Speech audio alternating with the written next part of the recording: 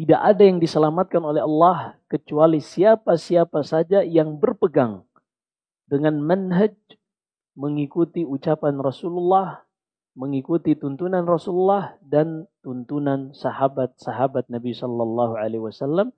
Mereka mencukupkan agama mereka dengan apa yang dahulu Rasulullah dan sahabatnya cukup. Perhatikan di sini.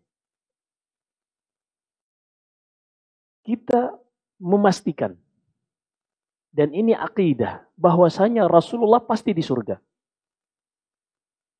Kita meyakini, dan ini akidah ahli sunnah, bahwasanya Abu Bakar, Umar, Uthman, Ali, Talha, Zubair bin Al-Awwam, Sa'ad bin Rabi, Sa'id bin Abi Waqqas, Abu Ubaidah bin Al-Jarrah, Abdurrahman bin Auf, 10 orang ini diberi kabar gembira, mereka pasti masuk surga. Ini akidah. Dan juga Ashabu Badr. Kemudian sahabat-sahabat yang lain seperti Bilal, yang beberapa nas menyebutkan dia penduduk surga.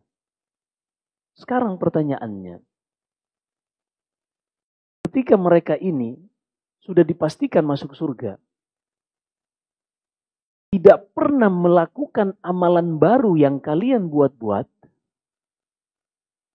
lalu kenapa kita harus mencoba-coba untuk agama kita? Contohnya tadi perayaan ulang tahun Nabi Sallallahu Alaihi Wasallam di tanggal 12 Rabiul Awal. Ini tidak pernah ada pada zaman Nabi. Tidak pernah dilakukan Abu Bakar, Umar, Uthman, Ali dan seterusnya yang kita sebutkan tadi. Sementara mereka sudah dijamin masuk surga. Artinya mengikuti apa yang mereka amalkan, kepastiannya adalah surga. Sementara hal-hal yang baru tadi seperti perayaan ulang tahun Nabi tidak ada jaminan itu mengantarkan kepada surga. Lalu kenapa kita mencoba-coba untuk agama kita? Wasi'ahu ma wasi'as salaf.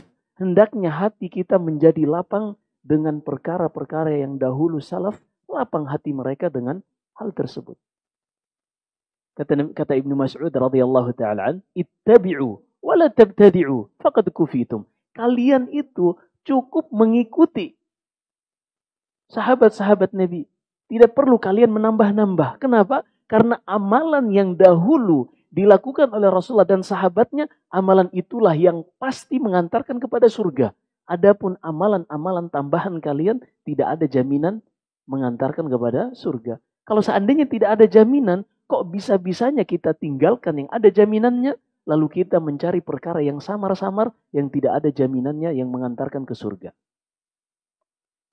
Ini namanya manhaj, metode di dalam beragama.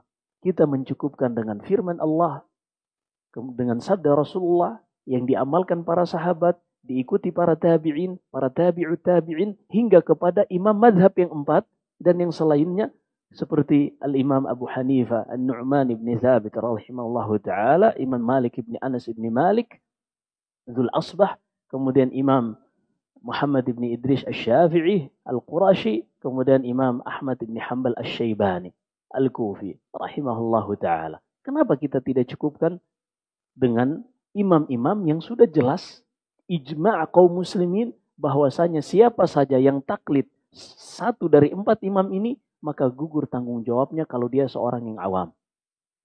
Kok bisa-bisanya kita mencari-cari yang belum ada kepastian dari sisi keselamatan yang mengantarkan kepada surga.